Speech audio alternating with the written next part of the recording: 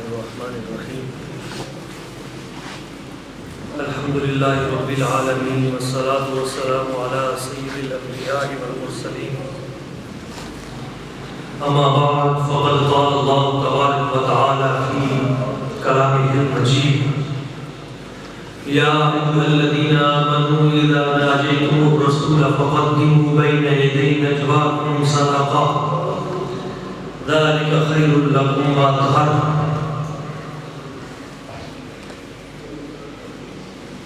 درود پاک بابا سے بلند الصلاۃ والسلام علیک یا سیدی یا رسول اللہ الصلاۃ والسلام علیک یا سیدی یا حبیب اللہ سبیل عشق کی سب رونق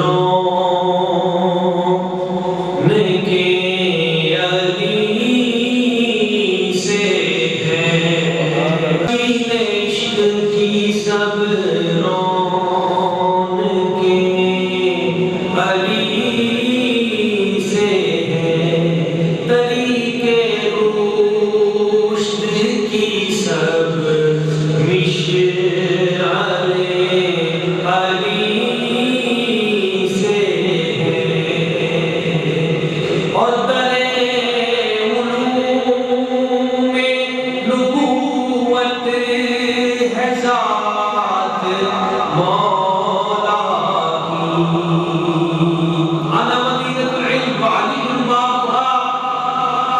طریق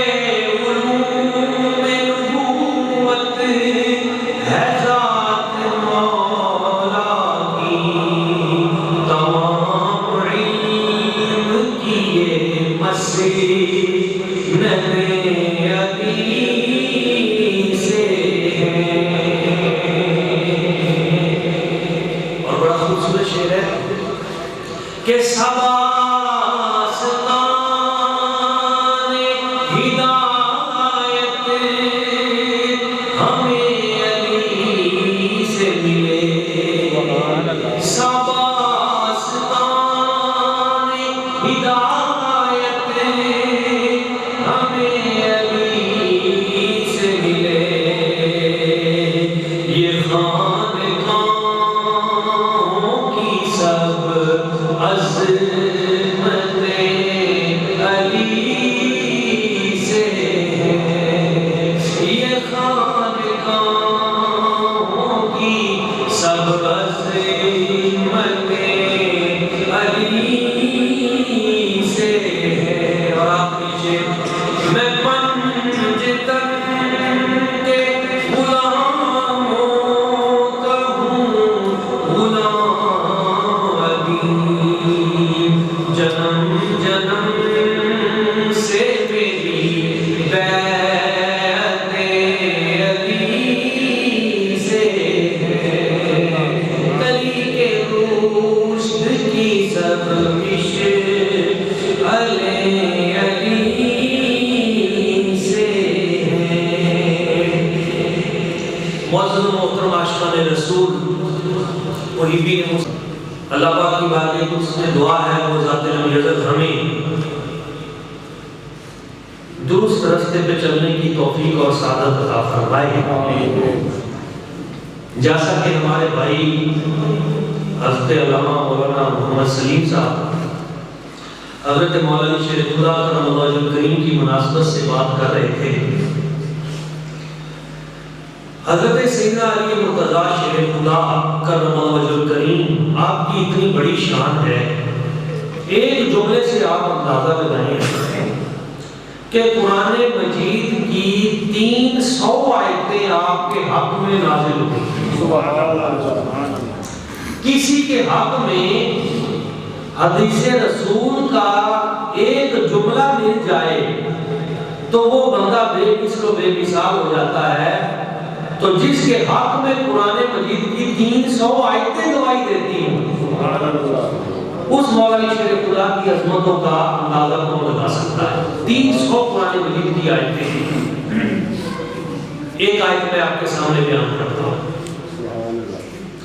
اللہ تعالیٰ قرآن مجید میں ارشاد فرماتا ہے یا ایھا الذین آمنوا اذا ناجیتم الرسول فقدموا بین یدی نجواکم صدقہ۔ یہ قرآن مجید کا پارہ نمبر 28 ہے اور سورہ المجادلہ ہے۔ اللہ تعالیٰ نے ارشاد فرمایا اے ایمان والو اذا ناجیتم الرسول، جب تم نبی پاک صلی اللہ علیہ وسلم سے کوئی سرگوشی کرو، کوئی خفیہ بات چیت کرو، کوئی مسئلہ پوچھو، گفت و شنید کے لیے آؤ، فقدموا بین یدی نجواکم صدقہ، تو اپنی باتوں سے پہلے کچھ صدقہ کر کے آؤ۔ سبحان اللہ۔ یعنی رش اتنا پڑ جاتا تھا اور امراء بڑے بڑے اپنے اپنے مسائل لے کر حاضر خدمت ہوتے تھے، حضور یہ بھی مسئلہ بتاؤ، یہ بھی مسئلہ بتاؤ۔ تو نبی پاک صلی اللہ علیہ وسلم حضور کے بارے میں ایک مسئلہ پوچھ کے جاتے تھے، پھر آ جاتے تھے، پھر پوچھ کے جاتے تھے، پھر آ جاتے تھے۔ تو اللہ کریم نے حضور کا پروٹوکول بیان کیا، کیا ایمان والو تم ایسے ہی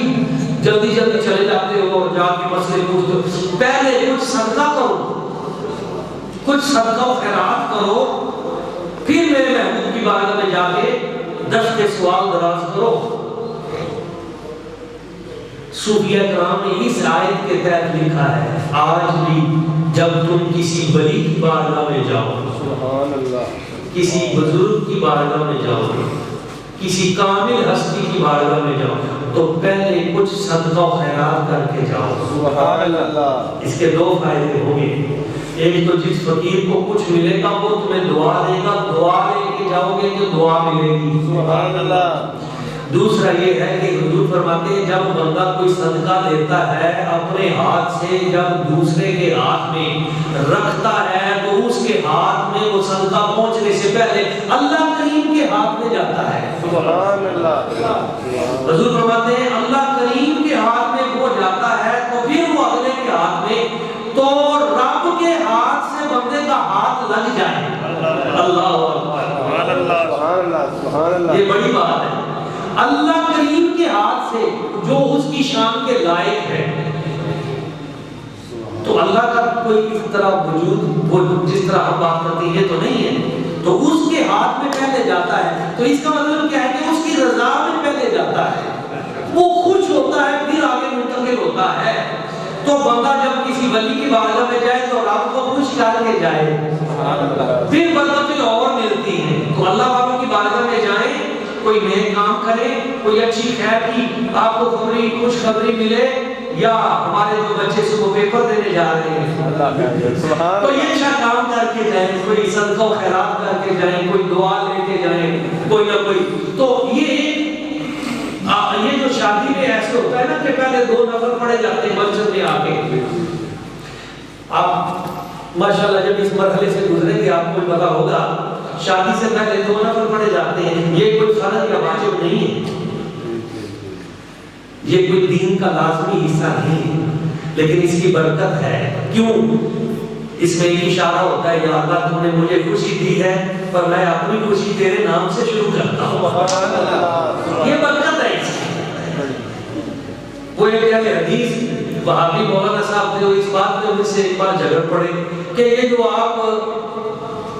نکاح پڑھاتے ہو تو نکاح سے پہلے کلمے پڑھانا کہاں لکھا ہوا ہے؟ دکھاؤ کس کتاب میں کلمے پڑھانا۔ وہ پہلے جو کافر ہوتے ہیں جو آپ کو کلمہ پڑھاتے ہیں، اور میں نے کہا نہیں یہ مقصد نہیں ہوتا،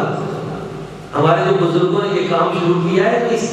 کی کوئی وجہ ہے، اور وجہ کیا ہے؟ وجہ بہت بڑی ہے، اس کی برکت بہت بڑی ہے، وہ خوشی کا موقع ہے، اور خوشی کے موقع پہ بھی ہم پہلے اللہ اور اس کے رسول کو یاد کرتے ہیں تاکہ ان کی برکتیں شامل ہو جائیں۔ اور دوسرا کلمہ اس لیے پڑھاتے ہیں، بسم اللہ پڑھ کے بھی تو نکاح ہو سکتا ہے، کلمہ اس لیے پڑھاتے ہیں کہ بندے نے 25 سال زندگی گزاری ہے، بیٹے نے 40 سال زندگی گزاری ہے، 30 سال گزاری ہے، جوانی گزاری، کبھی کوئی ایسا گناہ نہ ہو گیا ہو کہ جس سے بندہ کفر میں داخل ہو گیا ہو، کبھی زبان سے نادانستہ طور پر کوئی ایسا جملہ نکل گیا ہو، بندہ کافر ہو گیا ہو، کبھی شرک ہو گیا ہو، کبھی کفر ہو گیا ہو، کبھی کوئی ایسا گناہ کہ بندہ ایمان سے چلا گیا ہو اور بندے کو پتہ ہی نہ ہو، تو اب پھر کلمہ کیوں پڑھاتے ہیں؟ ہاں اس میں کلمہ اس لیے پڑھاتے ہیں کہ اگر کبھی کوئی غلطی کوتاہی سے کوئی ایسا جملہ کفریہ نکل گیا ہے، اب کلمہ پڑھاتے ہیں تجدید ایمان ہو جائے، کیونکہ اب نکاح ہونا ہے، اور اگر ایمان نہیں ہوگا تو نکاح نہیں ہوگا، اور اگر نکاح نہیں ہوگا تو بغیر کلمے پڑھائے اگر میاں بیوی ملے تو جو اولاد ہوگی وہ حلال کی اولاد نہیں ہوگی۔ حکم نہیں ہے پر اس میں برکت ہے۔ تو ہر بات ہم یہ نہیں دیکھیں گے کہ نہیں پہلے ہمیں قرآن سے دکھاؤ، اور جو بزرگوں نے طریقے بتائے ہیں ان میں کوئی نہ کوئی حکمت ہوتی ہے، کوئی نہ کوئی اس میں خیر کا پہلو ہوتا ہے۔ تو اس میں بھی خیر کا پہلو یہ ہے کہ اگر کبھی کوئی جملہ ایسا نکل گیا ہے تو کلمہ طیبہ وہ بچہ پڑھ لے، یاد دہانی ہو جائے تاکہ وہ ایمان میں آ جائے، پھر نکاح کی برکت جب حاصل ہوگی تو آگے جو اولاد ہوگی وہ برکتوں والی ہوگی۔ تو حکم ہے کہ جب تم نبی پاک صلی اللہ علیہ وسلم کی بارگاہ میں جاؤ پہلے صدقہ کرو۔ اچھا جی آپ کو لطف آئے گا انشاءاللہ اس بات کا، ایمان تازہ ہوگا۔ یہ قرآن کا نور ہے، دل پہ اترتا ہے تو سرور آتا ہے۔ جب اللہ کریم نے حکم دے دیا کہ بھائی حضور کی بارگاہ میں آؤ پہلے کو صدقہ کرو، تو نبی پاک صلی اللہ علیہ وسلم نے مولا علی شیر خدا کو بلایا، سبحان اللہ، اور بلا کے فرمایا ما ترا دینار، علی کیا پروگرام ہے، پھر ایک دینار رکھ دے، سبحان اللہ، یعنی جو ہم سے بات کرے ایک دینار پہلے خرچ کرے رب کی راہ میں، پھر ہم سے ملاقات کرے تو ایک سونے کا سکہ ہوتا تھا، سونے کا سکہ ایک دینار پھر رکھ دے۔ مولا علی شیر خدا کرم اللہ وجہ کریم مشیر مصطفیٰ سبحان اللہ، آپ نے رضی حضور لا یطیقونہ، حضور بندے ماڑے بھی بیچے ہوں گے، اللہ اکبر، سونے کا ٹکا سارے کو تو نہیں ہونا، حضور مہربانی فرمائے لا یطیقونہ، اتنی طاقت نہیں رکھتے لوگ، تھوڑا کم کریں۔ سبحان اللہ، نبی پاک صلی اللہ علیہ وسلم حضور نے فرمایا فنصف دینار، جامع ترمذی جلد نمبر 2 کتاب التفسیر اور سورہ المجادلہ، حضور نے فرمایا فنصف دینار، چلو سونے کا آدھا سکہ رکھ دیتے ہیں، اتنا تو بنتا ہے نا۔ سبحان اللہ، مولا علی شیر خدا نے رکھے لا یطیقونہ، حضور اتنی بھی طاقت نہیں ہے، بندے کمزور ہیں، آپ سے محبت کرتے ہیں، جو بڑے امیر لوگ ہیں وہ تو پیسے دے کے کر لیں گے بات چیت، جو غریب بندے ہیں بیچارے کمزور ہیں وہ کدھر جائیں گے؟ حضور مہربانی کریں تھوڑی سی اور، نصف دینار بھی زیادہ ہے۔ حضور نے تیسری مرتبہ فرمایا ما تريد، اچھا چل علی جیسے تم کہتے ہو ویسے کر لیتے ہیں۔ یہ شان ہے مولا علی کی کہ قرآن کی آیت اتنی ہے، صدقہ لے کے جانا ہے تو مشورہ مولا علی سے ہو رہا ہے، اچھا بتاؤ کتنا ہونا چاہیے؟ آیا اچھا چلو جتنا تم کہتے ہو اتنا کر لیتے، تم بتاؤ کہ کم از کم کتنا ہو جو ہم تک ملاقات کے لیے آئے تو پہلے کیا خرچ کر کے آئے، مراد تھا کہ اتنا صدقہ دیں گے امیر لوگ تو نبی پاک صلی اللہ علیہ وسلم وہ غریبوں میں بانٹ دیں گے۔ اللہ تعالیٰ کی بھی مراد یہ تھی، ویسے امیروں کو پتہ بھی چل جائے گا یہ بارگاہ ایسی نہیں ہے کہ ایسے تم کھا کے آ جاؤ، یہ بڑی کریم عظیم بارگاہ ہے۔ اچھا جب مولا علی شیر خدا کرم اللہ وجہ کریم آپ کی کوٹ میں جب گیند آ گئی، آپ کو جب فرما دیا گیا اچھا چلو جیسے تم کہتے بتاؤ، تو آپ کہنے لگے بل شعیرہ یا رسول اللہ، حضور میرا تو یہ مشورہ ہے کہ جو کا جو دانہ ہوتا ہے نا، جو کا ایک دانہ بھی جو لے کے آ جائے اس سے بھی ملاقات کرنا، ایک دانہ بھی جو لے کے آ جائے، ایک دانہ جو کا جو لے کے آ جائے حضور اس کو بھی خالی نہ موڑے، اس سے بھی ملاقات کر لے۔ اچھے مشیر اسے کہتے ہیں، آیا بڑے لوگوں کے مشیر بھی بڑے ہونے چاہیے، ان کی سوچ بڑی ہونی چاہیے۔ آج کا ہمارا جو پرابلم ہے وہ یہ ہے کہ ہمارے اوپر ایسے ظالم بادشاہ حکمران مسلط ہو گئے ہیں اور ان کے آگے جو مشیر ہیں وہ بھی کوئی خالص جو ہے خبیث ہے، بدبخت، وہ جب کبھی کوئی کابینہ میں بیٹھ کے اجلاس میں بات کرتے ہیں کیا کرنا چاہیے، وہ کہتے ہیں جی اور ٹھوکو انہاں نوں، اس قوم نوں اے بھی مہنگا کرو، اے بھی مہنگا کرو، انہاں نوں رگڑو۔ بڑے لوگوں کے مشیر ایسے ہونے چاہیے جیسے مولا علی۔ مولا علی شیر خدا چاہتے تو یہ کہہ سکتے تھے کہ حضور نہ کوئی نبیوں میں آپ جیسا، نہ کوئی رسولوں میں آپ جیسا، نہ قرآن کوئی آپ کی کتاب جیسی کوئی کتاب جیسی قرآن ہے، نہ آپ کے سفر معراج جیسے کسی کی کوئی معراج ہے، بے مثل و بے مثال ہے حضور۔ آپ سے ملنا کوئی عام بات ہے، جب بھی کوئی آپ سے ملنے آئے تو 10,000 دینار خرچ کر کے آئے کم از کم، کیونکہ آپ کی شان بڑا ہو رہا ہے۔ یہ بھی تو مشورہ دے سکتے تھے اور غلط بھی نہ ہوتا، کیونکہ حضور کی شان اس سے بھی کہیں پر ہے، سارے جہان بک جائیں دے دیے جائیں، حضور کا ایک لمحے کا جو وہ بھی افضل والا ہے۔ مگر مولا علی شیر خدا نے کیا سوچا، آپ نے لوگوں کا بھلا سوچا، عوام کا خیال کیا، لوگوں کے لیے نرمی ہو، آسانی ہو، ہر کوئی حضور سے اس کا مطلب دے تو اسے چاہیے کہ اس منصب پہ بیٹھ کے دوسروں کا بھلا سوچے، دوسروں کی خیر کی بات کرے۔ تو میرے سرکار نے فرمایا جو کہے اتنا نہ ہماری ملاقات کے لیے، انت ضعیف، تم تو بڑے تنگ دست ہو، یعنی کمزور ہو، تمہارے حالات اتنے کمزور ہو گئے ہیں۔ لوگ جو ہیں ان کے پاس اتنی دولت نہیں ہے، حضرت علی نے یہ مشورہ دیا ہے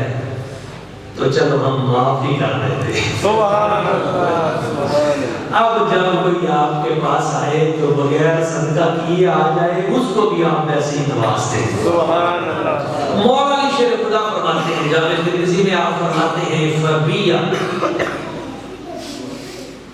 میں وہ ہوں، میرے وجود کی وجہ سے اللہ تبارک و تعالیٰ کی ذات و برکات میں عن هذه الامہ خفف اللہ عن هذه الامہ، بیا خفف اللہ عن هذه الامہ، میرے وسیلے سے اللہ تعالیٰ نے حضور کی پوری امت کے لیے آسانی پیدا کر دی۔ تو دو باتیں یہاں پھر ثابت ہوئی جامع ترمذی کی حدیث سے، بیا میرے وسیلے سے اللہ نے حضور کی امت پر یہ آسانی پیدا کر دی کہ یہ آیت اتار دی اور لوگوں کے لیے ریلیکسیشن ہو گئی کہ ہر کوئی، ورنہ قیامت تک جب بھی کوئی گنبد خضرا پہ حضور کی بارگاہ میں جا کے عرض کرتا تو اس سے پہلے بھی اس کے لیے صدقہ و خیرات کرنا لازمی قرار دیا جاتا۔ سبحان اللہ۔ تو یہ کس کے وسیلے سے؟ یہ مولا علی شیر خدا کے۔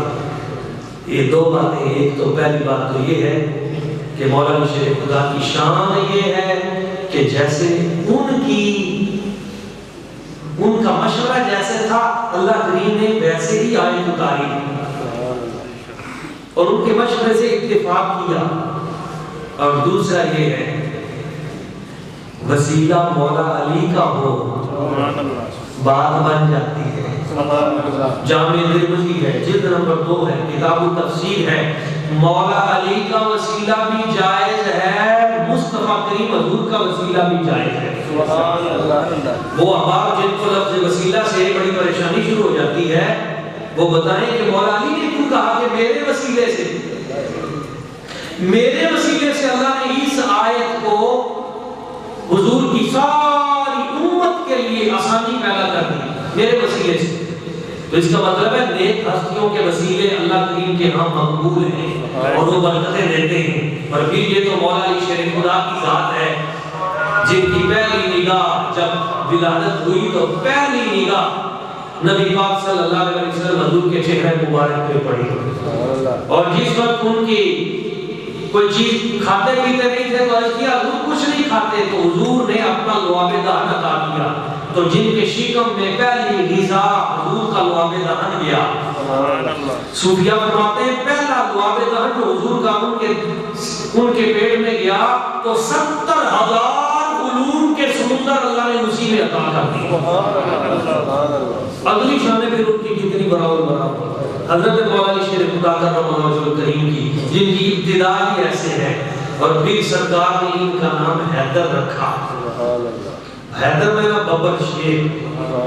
اس میں ایک چیز میں نے تیار کی ہے، آپ کو سنا کے بعد ختم کرتا ہوں۔ شیر کے لیے عربی میں 5000 لفظ ہیں۔ کتنے؟ عربی اتنی بڑی زبان ہے، 5000 لفظ ہیں شیر کے لیے۔ ایک لفظ ہے لفظ عابس، اس کا معنی بھی شیر ہے، اور 4 صحابہ کرام کا نام ہے عابس، حضرت عابس۔ ایک لفظ ہے انبس، انبس کا معنی بھی شیر ہے، 2 صحابہ کرام کے نام ہیں حضرت انبس صحابی۔ ایک لفظ ہے انبسا، اس کا معنی بھی شیر ہے، 3 صحابہ کرام ہیں جن کا نام حضرت انبسا ہے۔ ایک لفظ ہے عباس، عباس کا معنی بھی شیر ہے، 11 صحابہ کرام ہیں حضور کے جن کا نام حضرت عباس ہے، ان میں ایک حضور کے چاچا جان بھی ہیں۔ ایک لفظ ہے اسامہ، اسامہ کا معنی بھی شیر ہے، 7 صحابہ کرام ہیں جن کا نام حضرت اسامہ ہے، ان میں ایک آپ کے غلام بھی ہیں، آزاد کردہ غلام حضرت اسامہ بن زید، بلکہ ان کے والد حضور کے آزاد کردہ غلام تھے حضرت اسامہ۔ ایک نام ہے اسد، اسد کا معنی بھی شیر ہے، 12 صحابہ کرام ہیں جن کا نام اسد ہے۔ اور ایک نام ہے عربی میں حمزہ، حمزہ کا معنی بھی شیر ہے، 6 صحابہ کرام ہیں جن کا نام ہے حضرت حمزہ، اور ایک حضور کے چاچا جان بھی ہیں حضرت امیر حمزہ۔ اور ایک لفظ ہے حارث، حارث کا معنی کھیتی باڑی کرنے والا بھی ہے، اور حارث کا معنی بڑا شیر بھی ہے۔ 157 صحابہ کرام ہیں جن کا نام حضرت حارث ہے شیر کے نام پہ، اور حیدر، حیدر کا معنی ببر شیر ہے، اور سارے صحابہ کرام میں حیدر نام سے حضرت مولانا شیر خدا کا، سارے حضور کے شیر ہیں صحابہ کرام، اور ان میں ببر شیر کا نام حضرت مولانا شیر خدا حیدر کرار کی ذات ہے۔ یہ حیدر صرف مولانا شیر خدا ہے۔ اسی طرح کیفیات شیر جو ہے اس پہ میں ایک دو جملے آپ کو سنا دوں کہ شیر جب اپنی کچھار میں بیٹھا ہو، غار میں بیٹھا ہو، تو عربی میں اس وقت اس کو اسد کہتے ہیں۔ کیا کہتے ہیں؟ اسد، شیر، اسد اللہ بھی آپ کا لقب ہے۔ جب غار میں بیٹھا ہو تو اسد، یہ کیفیت ہے، اور جب غار سے باہر نکل کے چہل قدمی شروع کر دے شیر، تو اس وقت اس کا نام ہوتا ہے زرغام، دعا کے ساتھ زرغام، اردو میں پڑھیں گے زرغام۔ جب چہل قدمی کرتے کرتے اس کو شکار نظر آ جائے، کوئی شکار، کوئی بکری، کوئی بھیڑ، کوئی ہرنی کو نظر آ جائے اور وہ اس کی طرف دیکھنا شروع کر دے، تو شیر کو اس وقت غضنفر کہتے ہیں۔ غضنفر، غضنفر علی نام ہوتا ہے نا، تو یہ غضنفر کا معنی بھی شیر ہے، لیکن وہ شیر جو اپنے شکار کو نگاہ میں رکھ لے، اور پھر جب وہ نگاہ میں رکھ کے اس کی طرف چلنا شروع کر دے، دوڑنا شروع کر دے، تو اس کو عربی میں زیغم کہتے ہیں، زیغم، دعا کے ساتھ ہے بھی زیغم۔ اور جب چلتے ہوئے اس کو اس پہ حملہ کر دے اور اس کا پنجہ اس کو لگ جائے، تو اس کو عربی میں حمزہ کہتے ہیں، حمزہ۔ جب شیر شکار پر جھپٹ مار دے اس کو عربی میں حمزہ کہتے ہیں، اور جب جھپٹ مار کے پھر اس کو قابو کر لے اپنے پنجوں سے اور شکار بے بس ہو جائے تو اس کو عربی میں عباس کہتے ہیں، اور جب قابو کرنے کے بعد اس کے ٹکڑے کر دے اور پھر کھانا شروع کر دے تو اس کو حیدر کہتے ہیں۔ یہ ہے مولانا شیر خدا حیدر کرار کی ذات، اس لیے فرماتے ہیں انا الذی سمتنی امی حیدرا، اے مرحب میں وہ ہوں جس کی ماں نے اس کا نام ببر شیر رکھا ہے۔ اب بھی بھاگنا ہے تو بھاگ لے، پھر تو یہ موقع نہیں ملے۔ تو مولانا شیر خدا کی شانیں براؤ برا ہیں، ان کے نام کی اتنی برکتیں ہیں، تو پھر کسی لمحے پہ ان کی سیرت کی کچھ اور ہم باتیں اور کچھ اور بات بولیں گے۔ اللہ تعالیٰ کی باتیں اس میں دعا ہے اللہ تعالیٰ ہمیں ان کے نقش قدم پہ چلنے کی توفیق اور سعادت عطا فرمائے۔ آمین و ما علینا الا البلاغ المبین۔